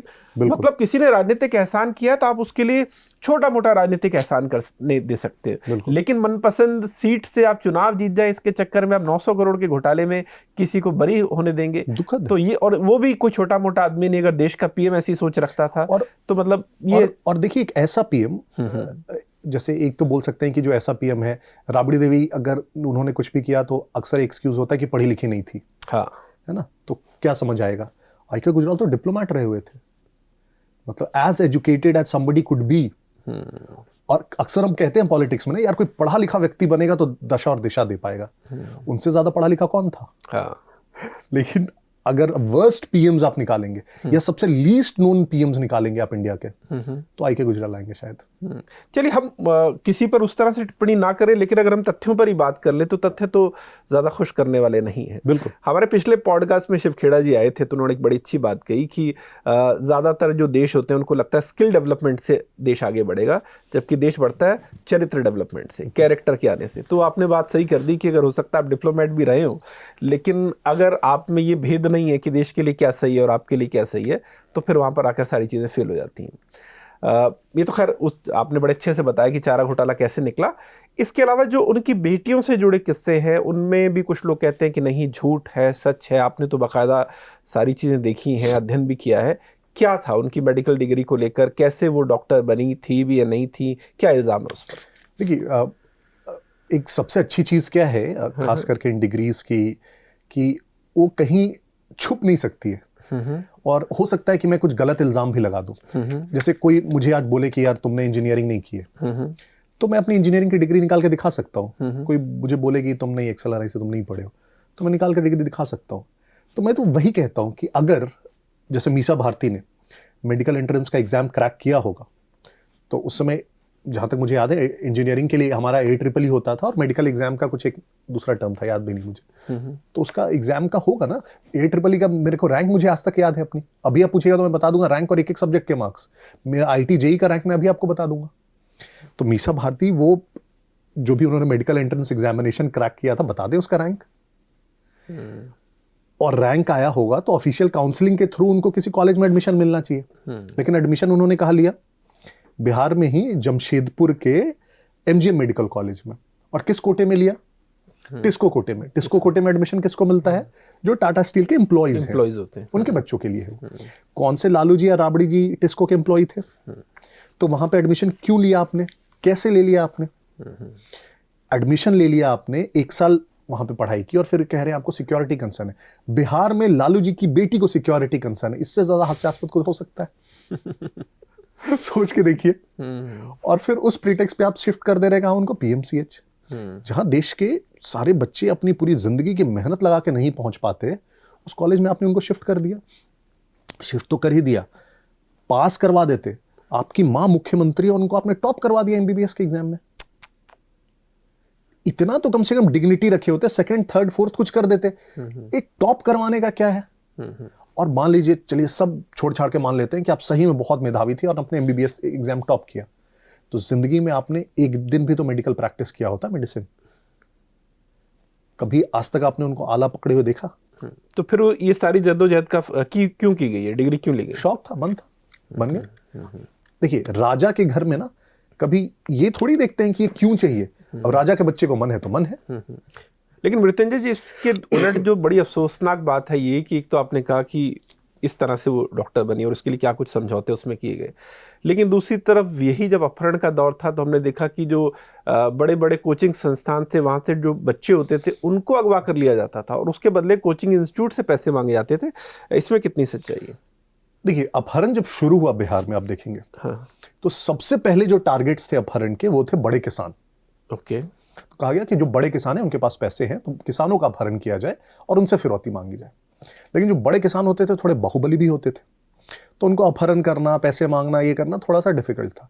तो फिर 2nd लेवल पे जो टारगेट ग्रुप आया, वो कहा गया कि ये जो प्रोफेशनल्स हैं, ये जो डॉक्टर्स हैं, इंजीनियर्स हैं, बिजनेसमैन, इनको पकड़ो।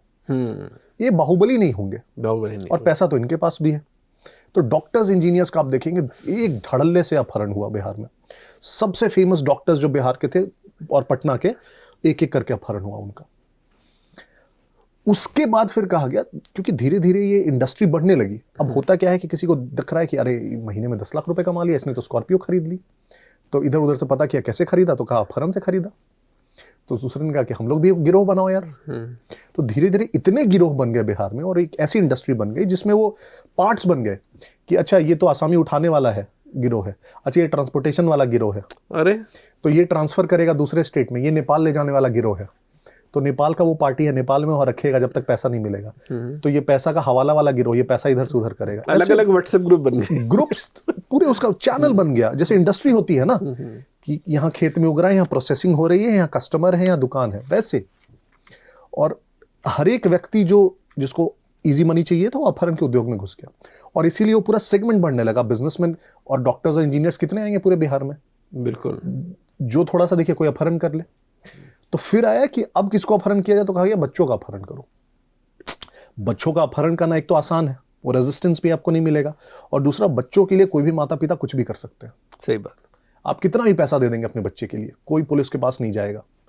तो बच्चों का अपहरण इस स्तर पे होने लगा, और जो 32,000 नंबर्स मैंने बुक में कोट किए हैं 92 से 2004 में, 2000 के बाद अब 2000 से 2005 के बीच देखेंगे, पर्सनली आई नो इतने सारे फैमिलीज जिन्होंने अपने बच्चों को बाहर भेज दिया पढ़ने के लिए, सिर्फ इसलिए कि यहां पे रहोगे तो बहुत ज्यादा डर है अपहरण का। और बिहार में भी आप देखेंगे ज्यादातर बच्चों को रांची भेज दिया जाता था। साउथ बिहार थोड़ा सा शांत था उस केस में, तो अगर वहां पे कोई भी और रिलेटिव्स है तो रांची में बच्चे पढ़ने आ जाते थे या बोकारो में पढ़ने आ जाते थे, उधर नहीं रहने देते थे। इनफैक्ट 2004 के इलेक्शन कैंपेन में आप देखेंगे तो वाजपेयी जी का बहुत फेमस वो स्टेटमेंट हुआ। वाजपेयी जी वहां पे जब भाषण देने गए, और उसी समय 2 बच्चों का अपहरण हुआ था, किसले और दीपक। हाँ। स्कूल जाने वाले बच्चे थे, और उसमें पूरा बच्चों ने सड़कों पे निकलकर पूरी रैलियां की थी, और राष्ट्रपति तक गुहार लगाई थी कि हम लोगों को मतलब कम से कम स्कूल जाने दो, पढ़ने दो। और वाजपेयी जी ने उसमें वो स्टेटमेंट दिया था कि कहाँ है मेरे किसले और दीपक, कोई मेरे किसले दीपक को मुझे लौटा दे। एंड कोर्ट का इसमें this was the statement, high court का स्टेटमेंट है ये, कि क्या बिहार में जन्म लेना एक पाप है? क्या बिहार के बच्चे स्कूल जाकर पढ़ भी नहीं सकते हैं? एक ऐसा स्टेट है। This was the statement. नहीं, मैं थोड़ा हैरान इसलिए भी हूं क्योंकि हम सभी जानते हैं राजनीति का चरित्र क्या है। राजनेताओं को पैसे चाहिए, उस तरह के अपराध होते भी हैं, लेकिन सवाल है कि उसकी सीमा क्या। अगर आप कोई भी आदमी स्टेट का मुख्यमंत्री और वो देख रहा है कि लगातार बच्चों के अपहरण हो रहे हैं, 32,000 किडनैपिंग 12 साल का मतलब है, अगर मेरा मोटा मोटा गणित ठीक है तो तकरीबन 3,000 के आसपास हर साल किडनैपिंग हो रहे हैं, और उसको अगर हम दिन में डिवाइड करें तो 5 से 6 लोग हर रोज किडनैप हो रहे हैं। बिल्कुल। And mind it, this is a official figure. हाँ, कितनी किडनैपिंग्स ऐसे हुए होंगे जिसमें लोग बोलते ही नहीं है, जो पुलिस तक नहीं पहुंची होगी। मैं सिर्फ ऑफिशियल नंबर्स बोल रहा हूं। तो कोई ऐसा शहर, छोटा टाउन नहीं होगा बिहार में जहां किसी दिन किडनैपिंग नहीं हुई। तो ये बताइए मृत्युंजय जी, जब ये सब कुछ हो रहा था तो उस वक्त मीडिया का क्या रोल था? हालांकि मैं समझ सकता हूँ जब पुलिस की कोई हैसियत नहीं है कुछ एक्शन लेने की, तो बेचारे पत्रकार वहाँ क्या ही बोलेंगे, उनको भी अपनी जान प्यारी है, लेकिन फिर भी जो मीडिया का रोल था वो क्या था? क्या ज़्यादातर मीडिया यूं कहीं कि सरेंडर कर दिया था उसने, या दबाव में था? क्या रोल था? क्या रिपोर्ट कर रहे थे वो लोग? बहुत सारे इंसिडेंट्स जो जब थोड़े ज़्यादा पॉपुलराइज हो जाते थे, ज़्यादा चर्चा में आ जाते थे, वो मीडिया में बाहर आने लगे। लेकिन जहां भी छोटी घटनाएं होती थी जो लोकलाइज्ड है, आपने जैसा सही कहा कि मीडिया में भी लोग हैं, मेरे आपके जैसे लोग हैं, उनको भी अपनी जान की फिक्र है, अपनी सुरक्षा की फिक्र है, तो वो हिम्मत नहीं होती थी उनको उठाने की। कई सारे ऐसे न्यूज़पेपर्स के ऑफिसेज हैं, नवभारत टाइम्स के ऑफिस है, इनफैक्ट आलोक मेहता जी कुछ दिन पहले मिले थे मुझे, जो पद्मश्री हैं। उन्होंने मुझे बताया कि 90 के दशक में उनके ऑफिस पर पटना में तोड़फोड़ कर दी गई थी जब चारा घोटाला उन्होंने उजागर करना शुरू किया।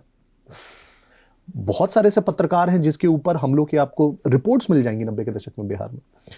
तो मीडिया ने जो ऑलरेडी चर्चित हो गया उसे उठाना शुरू किया, जो थोड़े पॉपुलर नेशनल मीडिया चैनल्स थे जिनकी थोड़ी हिम्मत हो सकती थी दिल्ली से लिखने की, उन्होंने लिखना शुरू किया।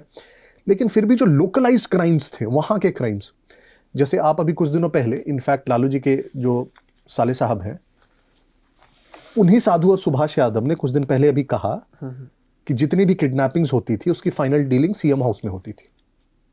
अब दोनों में आपस में मनमुटाव है, लेकिन अब वही कह रहे हैं, उनके खुद के साले जो सीएम हाउस में रहते थे, और राबड़ी देवी जब चीफ मिनिस्टर थी तो सरकार चलाते थे, और वो कह रहे हैं कि सारी डीलिंग्स, और इनफैक्ट मैं एक कार्यक्रम में था और वहां पे राम बहादुर राय जी थे, उनसे ज्यादा प्रतिष्ठित पत्रकार तो शायद ही कोई हमारे देश में हो। बिल्कुल। और उन्होंने पर्सनल इंसिडेंट रिकाउंट किया। जेएनयू में हम लोग एक परिचर्चा में थे ऐसे ही, उन्होंने कहा कि उनके एक परिचित के रिश्तेदार का अपहरण हो जाता है और उन लोगों को पता होता है कि मैं लालू जी से क्लोज हूँ, क्योंकि जब जयप्रकाश नारायण का टोटल रिवॉल्यूशन आंदोलन चल रहा था, दोनों साथ में जेल में गए थे, तो क्या उनको पता था कि हम लोग साथ में हैं, तो उन्होंने मुझसे निवेदन किया कि एक बार लालू जी से चल के थोड़ा मिला जाए।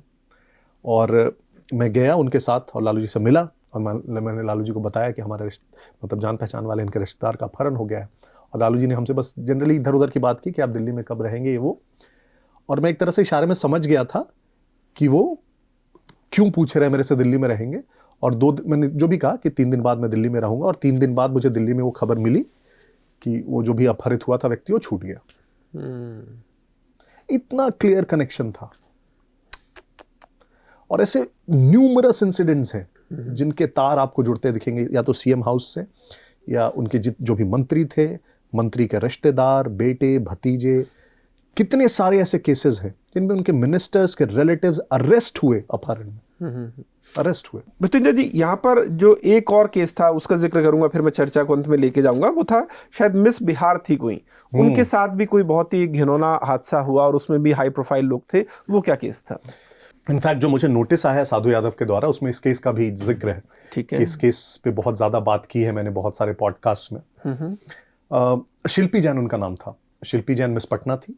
पटना के एक बहुत बड़े कपड़ा व्यवसायी थे, उज्जवल कुमार जैन, उनकी बेटी।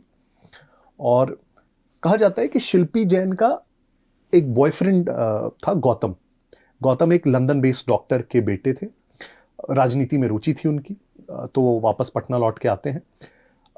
आरजेडी के युवा विंग में वो पदाधिकारी थे। साधु यादव के एक तरह से वो प्रोटेजी थे, साथ में ही रहना होना होता था साधु यादव के साथ, और राजद के कार्यकर्ता थे। और कहा जाता है कि शिल्पी के बीच और गौतम के बीच रिलेशनशिप था, दोनों रिलेशनशिप में थे। घटना ये होती है, और इसमें भी घटना को जिक्र करते हुए बहुत सारे सोर्सेज हैं जिसमें वो पूरे घटनाक्रम को बताते हैं। उसमें कहते हैं कि शिल्पी एक दिन अपने कॉलेज जा रही होती थी, और जब वो कॉलेज जा रही होती थी तो एक गाड़ी आती है उनके पास जिसमें कुछ लोग बैठे होते हैं जो गौतम के दोस्त होते हैं, और शिल्पी उनको जानती है पहले से। तो वो बोलते हैं कि शिल्पी कहाँ जा रही हो? गौतम तो तुम्हें एक गेस्ट हाउस है पटना के बाहर फुलवरिया में, वहाँ पे गेस्ट हाउस पे गौतम तुम्हारा इंतजार कर रहा है, ठीक है, तो चलो वहाँ तुम्हें ले चलते हैं। तो शिल्पी उसके साथ बैठ जाती है और वो शिल्पी को गेस्ट हाउस ले जाते हैं। गौतम को ये बात पता चलती है पीछे से कि ये लोग शिल्पी को वहाँ ले गए, और गौतम को पता होता है कि उस गेस्ट हाउस में क्या होता है, उसका इतिहास उन्हें अच्छे से पता होता है, तो समझ में आ जाता है। तो गौतम भी भागते हुए वहाँ पे जाते हैं, और गौतम को दिखता है वहाँ पे कि ये लोग शिल्पी के साथ जोर जबरदस्ती कर रहे हैं। गौतम उसका विरोध करते हैं। फिर ये लोग शिल्पी के साथ मल्टीपल लोग रेप करते हैं, गौतम के साथ मारपीट करते हैं, फिर उसे जान से मार देते हैं। दोनों की लाश एक गाड़ी में डाली जाती है, अर्धनग्न लाश, और फिर उस गाड़ी को लॉक कर दिया जाता है 12 फ्रेजर रोड पटना में के बगल में एक गैराज है उसमें। कोई कॉल करता है पुलिस को और बताता है कि एक गाड़ी है 12 फ्रेजर रोड पटना के बगल वाले गैराज में, उसमें शायद बॉडी है, देख लीजिए पुलिस को। पुलिस वहां जाती है और गैराज अंदर से लॉक होता है। इसका मतलब जिसने फोन किया था उसको पहले से पता था। जब पुलिस उसे खोलती है तो गाड़ी से 2 लाशें अर्धनग्न मिलती है, शिल्पी और गौतम की। और ये जो 12 फ्रेजर रोड क्वार्टर होता है, ये होता है साधु यादव का। पुलिस को जब तक पुलिस वहां पहुंचती है, साधु यादव के समर्थक पहले ही वहां पहुंच जाते हैं, वो हल्ला गुल्ला करने लगते हैं। और पुलिस जिस गाड़ी को शायद वो थोड़ा फॉरेंसिकली उसको सिक्योर करना चाहिए था, उसको ड्राइव करके पुलिस स्टेशन ले जाती है। तो फिंगरप्रिंट्स वगैरह जो होंगे वो खत्म हो गए। और आनंद फानन में पुलिस क्या कहती है, इसको बोल देती है सुसाइड है। ये किस साल की बात है? 2001। सीएम उस वक्त राबड़ी देवी जी। तो आनंद फानन में पुलिस इसको सुसाइड कर देती है डिक्लेयर। लेकिन फिर चूंकि ये पब्लिक हो चुका होता है केस, बहुत ज़्यादा हल्ला होता है इस पर कि यार ऐसे कैसे क्या सुसाइड होता है, तो पुलिस फिर कहती है कि नहीं, ये पॉइजनिंग का मामला है। फिर उसको पॉइजनिंग बता देती है कि वो गाड़ी में बंद थे, ये वो, तो पॉइजनिंग हो गया। लेकिन फिर इस पर बहुत ज़्यादा हल्ला होता है। फिर कोर्ट इसको सीबीआई को सौंप देती है इस मामले को। तो सीबीआई फिर इसको परस्यू करने लगती है। सीबीआई शिल्पी के सैंपल्स को, डीएनए सैंपल्स को भेजती है लैबोरेटरी हैदराबाद में, और वहीं से पता चल के आता है कि मल्टीपल लोगों ने उसके साथ रेप किया था। और फिर सीबीआई कहती है कि हमें डीएनए सैंपल्स चाहिए होंगे ये असर्टेन करने के लिए कि इन लोगों ने रेप किया है, और जो सबसे प्राइम सस्पेक्ट हमें दिख रहे हैं जिसका घर है उसके बगल में गराज है, तो सबसे पहले तो उसी से मांगे। तो साधु यादव से डीएनए सैंपल मांगा जाता है और इसी पॉइंट पे साधु यादव इनकार कर देते हैं अपना डीएनए सैंपल देने से। किया जा सकता कानूनन, नहीं किया जा सकता, आई डोंट नो। सो इस पे मुझे भी डाउट है कि क्यों ऐसा हुआ, लेकिन शायद पता नहीं, लॉस देखना पड़ेगा हमें। हो सकता है पर्सनल प्राइवेसी या जो भी के लिए, unless there is a credible evidence या कुछ होता होगा कि आप डीएनए सैंपल कैसे ले सकते हैं, नहीं ले सकते हैं, व्हाटएवर बी द प्रोसीजर। उन्होंने इनकार कर दिया और सीबीआई ने फिर इसको केस को क्लोज कर दिया। जो शिल्पी के भाई थे प्रशांत जैन, वो इस केस को परस्यू करते रहते हैं, राइट। और कुछ वर्षों बाद प्रशांत जैन का अपहरण कर लिया जाता है और 10 दिनों तक प्रशांत जैन को अपहरण में रखा जाता है। और बहुत ज़्यादा जब मीडिया में हल्ला हो जाता है तो पुलिस फिर बहुत ज़्यादा एक्टिव होती है और उनको छुड़ा के लेके आती है। और एक प्रकार से सिंपल ये कहा जाता है कि प्रशांत जैन ने उसके बाद केस परस्यू करना छोड़ दिया। कहा जाता है कि प्रशांत जैन को सिग्नलिंग दे दिया गया कि भाई तुम इसे आगे परस्यू नहीं करोगे, and the case remains closed as ever. Close हो गया उसके बाद। तो क्या नतीजा पहुंचा, कोर्ट ने क्या कहा? कोर्ट ने कुछ नहीं कहा, सीबीआई ने क्लोजर रिपोर्ट उसकी दाखिल की, ये कह के कि पॉइजनिंग का कुछ का केस था। लेकिन आप कह रहे हैं कि पहले जब मेडिकल करवाया था तो उसमें तो रेप्स कहे थे। So I don't know closure report में उन्होंने क्या दाखिल किया, शायद उनको कोई कन्विक्ट नहीं मिला, लेकिन उन्होंने क्लोजर रिपोर्ट दाखिल कर दी विदाउट एनी कन्विक्टेड पीपल। बिल्कुल। अब मृत्युंजय जी, चर्चा के मैं अगले हिस्से में जाता हूँ कि जब सब हुआ और फिर जब 2004 के आसपास, अगर मैं गलत नहीं हूँ तो नीतीश जो हैं वो सीएम बने, 5 में बने, तो आज तकरीबन 20 साल हो गए, तकरीबन इस दौरान वही रहे हैं, है ना।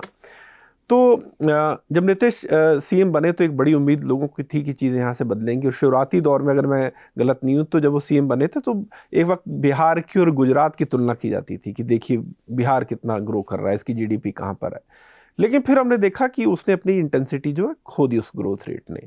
और आज अगर मैं कल इसी पॉडकास्ट से पहले जब मैं यूं ही कुछ रिसर्च कर रहा था तो देख रहा हूँ कि ज़्यादातर जो पैरामीटर हैं विकास के, बहुत सारी चीज़ों के, उसमें बिहार अभी भी बहुत निचले राज्यों में, अगर मैं ह्यूमन डेवलपमेंट इंडेक्स की बात करूं तो बिहार शायद सबसे निचले राज्यों में है। प्रति व्यक्ति जो आय है उसमें भी अगर बाकी राज्यों में 3 से 5 लाख है तो बिहार में 68,000 है।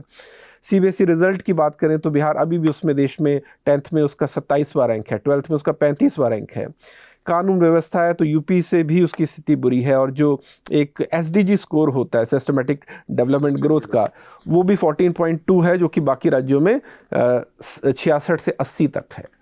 तो मेरा सवाल ये, इतना मैंने डिटेल में लंबा सवाल इसलिए पूछा कि इन 20 सालों के बाद भी अगर हम देखें तो भले ही उस तरह का जंगल राज ना हो, कथित तौर पर वैसी गुंडागर्दी ना हो, है ना, लोग उतने इनसिक्योर फील ना करें, लेकिन विकास के पैमानों पर तो चीज़ें कहीं पर भी ऐसा नहीं लगता जिसे हम ब्राइट कह सकते हैं। तो फिर चीज़ें बदली क्यों नहीं? किसी भी स्टेट को जनरली हमें क्या लगता है कि सरकार कोई आ जाएगी तो मेरा राज्य 5 साल में बदल जाएगा।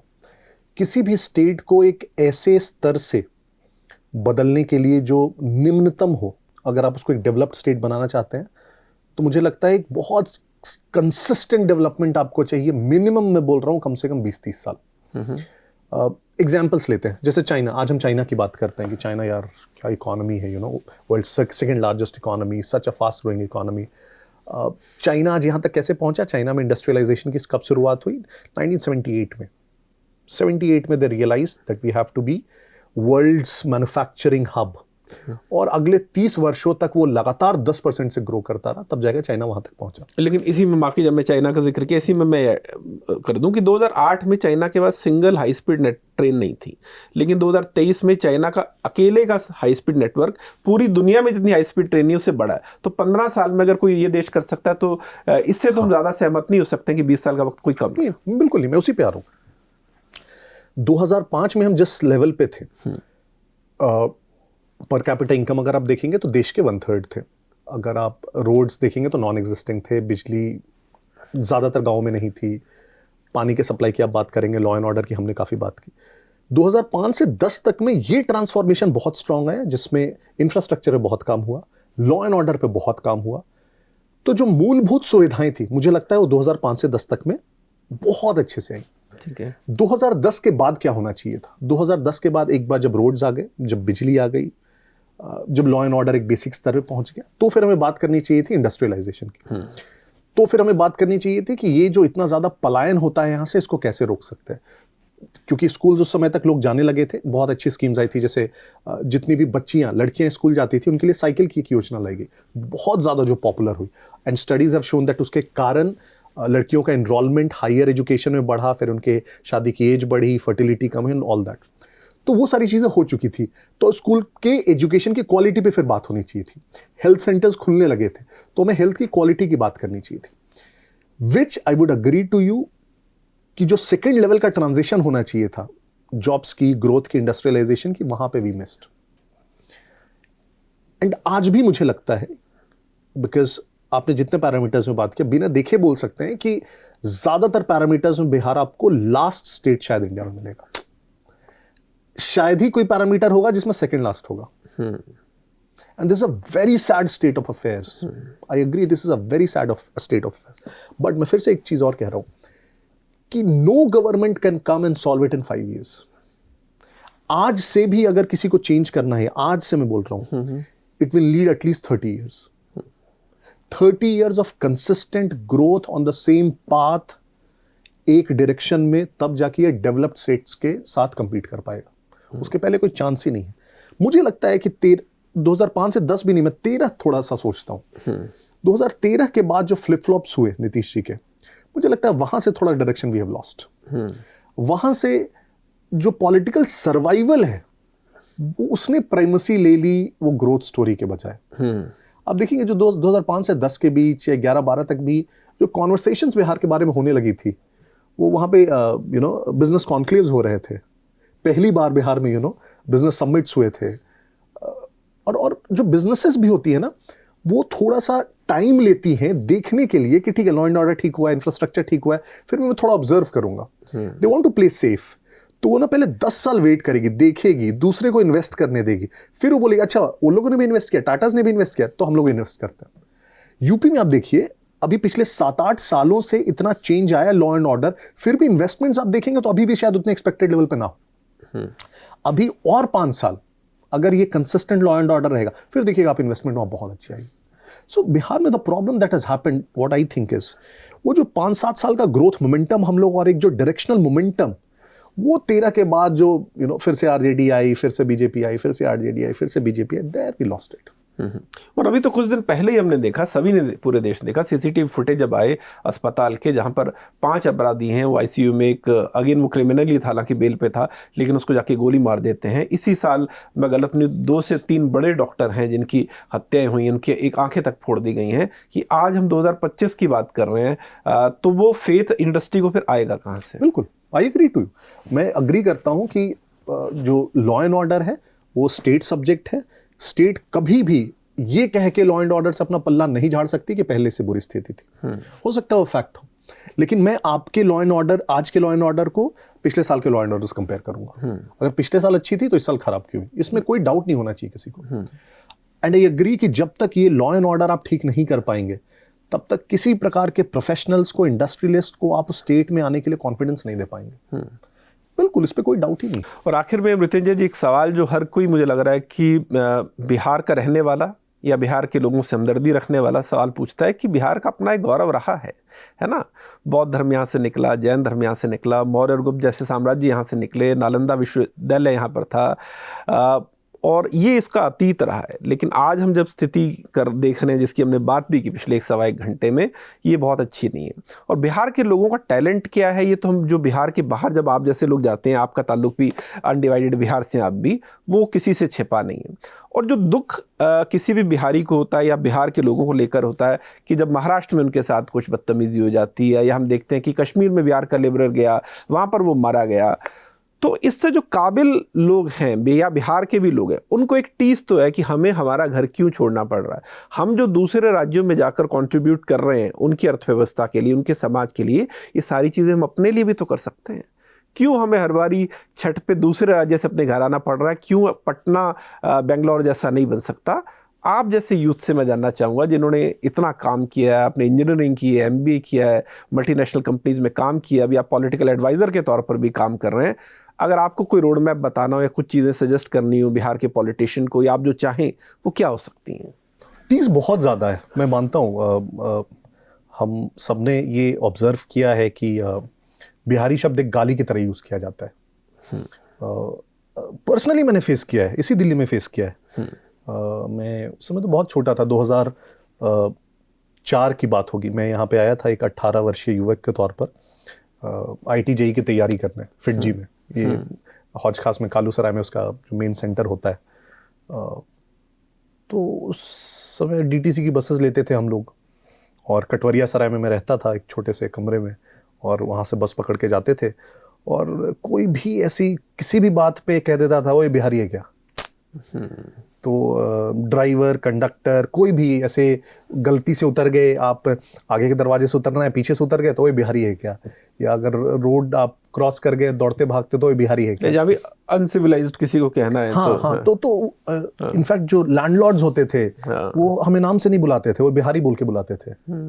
ओए बिहारी, राइट। वो आपकी पहचान, मैं ये नहीं कह रहा हूँ कि वो पहचान नहीं है, लेकिन कई बार जो पहचान से आपको बुलाई जाती है वो सम्मानजनक लगता है, राइट। आप खुश होते हैं कि अच्छा मुझे इस पहचान से बुलाया जा रहा है। हाँ। जैसे आप मुझे ओए राइटर कहेंगे तो मुझे बुरा नहीं लगेगा, राइट।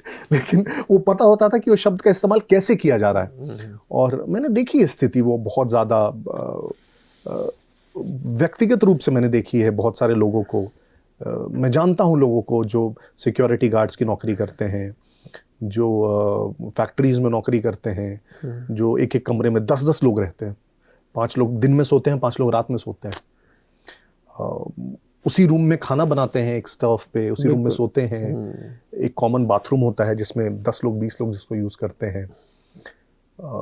10,000 रुपये 12,000 रुपये कमाते हैं, 5,000 रुपये में घर ये चलाते हैं और 5,000 रुपये घर भेज देते हैं। बच्चे और पत्नी गांव पे हैं, खुद यहाँ पे है।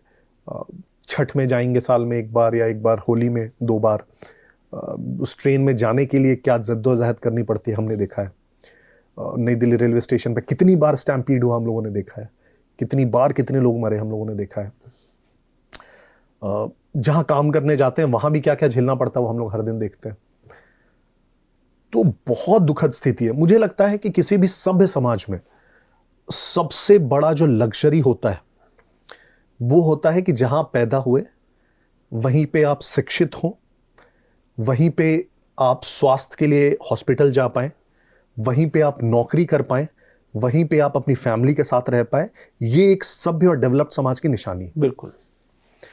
जहां भी लोगों को इनमें से किसी भी चीज के लिए पलायन करना पड़ रहा है, उस जगह को आप डेवलप्ड प्लेस नहीं कह सकते। तो आपको नहीं लग रहा कि नेताओं के लिए बड़ी शर्म की बात है कि आप तो अपने बच्चों के लिए उनकी शादियों पर 300-300 400-400 करोड़ रुपए खर्च कर जाते हैं, खुद सीएम बना रहे हैं, उसके लिए आप बार बार पार्टियां बदल लेते हैं, लेकिन आप ही के स्टेट का बच्चा जो ढंग से एग्जाम भी नहीं दे पाता क्योंकि उसको पता है कि नकल होगी और मैं ठीक से पास नहीं हो पाऊंगा, ढंग का कॉलेज नहीं है, और दूसरे स्टेट में जाकर वो जाति के नाम पर, भाषा के नाम पर जलील हो रहा है, तो क्या वहां के नेता की खुद की गैरत उसे ललकारती नहीं है कि आखिर अगर मैं इनके लिए कुछ नहीं करूंगा तो कौन करेगा? हमारी पॉलिटिक्स भी जिम्मेदार है इसके लिए। ज्यादातर नेता, बहुत रिस्पॉन्सिबिलिटी के साथ में कह रहा हूँ, बिहारी नहीं पूरे कंट्री में बोल रहा हूँ, 99% जो नेता होते हैं वो अपनी व्यक्तिगत महत्वाकांक्षा देखते हैं। वो ये कौन, आप सर्कल्स में बैठ जाइए, कुछ ही बहुत अच्छे लोग हैं जो ये बात करेंगे, स्टेट की बात करेंगे, कंट्री की बात करेंगे, सोसाइटी की बात करेंगे, लॉस की बात करेंगे, क्या इंप्रूवमेंट्स आनी चाहिए उसकी बात करेंगे। व्यक्तिगत महत्वाकांक्षा से आगे नहीं निकल पाते हैं कि अपना है कि मैं अभी इस सीट से जीता हूं, इस सीट से जीतूंगा, मंत्री बनूंगा, ये बनूंगा, और वो बन के क्या करेंगे उसकी कोई बात ही नहीं है। कोई बात नहीं करेंगे। खैर, ये एक लंबी चर्चा है, और वैसे भी जैसे कहते हैं ना कि जिस तरह से ज़िंदगी में जो दोस्त आपके होते हैं वो वैसे ही होते हैं जैसे आप खुद होते हैं, तो मुझे लग रहा है कि राजनीति को लेकर भी तथ्य कहीं ना कहीं सही है। राजनीति में आखिरकार उसी तरह के लोग निकल कर आते हैं जिस तरह का समाज चाहता है। ऐसा नहीं कि समाज की चाहत अलग है और राजनेता कुछ अलग आ जाते हैं, अंतोगत्वा दोनों सिंक तो होते ही हैं। तो जनता को भी अपनी सोच बदलने की ज़रूरत है, उन्हें भी देखने की ज़रूरत है कि उनकी एस्पिरेशन क्या है, और एस्पिरेशन कहीं गलत तो लेकर नहीं बैठे हैं।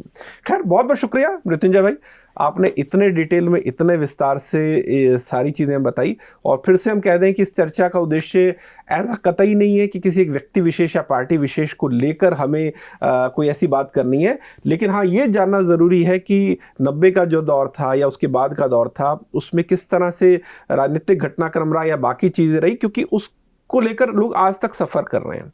और शायद वो, मुझे लग रहा है कि वो जो गड्ढे उस वक्त बने हैं वो अभी तक भरे नहीं है। और ये भी ज़्यादा एक खुशी की बात नहीं कि उसके बाद 20 सालों में भी उतना विकास नहीं हुआ जितना होना चाहिए था। हालांकि उसको लेकर आपके अपने तर्क हैं, लेकिन हाँ वो चीज़, जो भी चीज़ है, ज़्यादा खुश करने वाली नहीं है। लेकिन फिर भी हमने चर्चा की, उम्मीद करते हैं लोगों को काफ़ी कुछ नई चीज़ें जानने को मिली होंगी। बहुत धन्यवाद आपका एक बार फिर। थैंक यू, बहुत बहुत धन्यवाद। नमस्कार।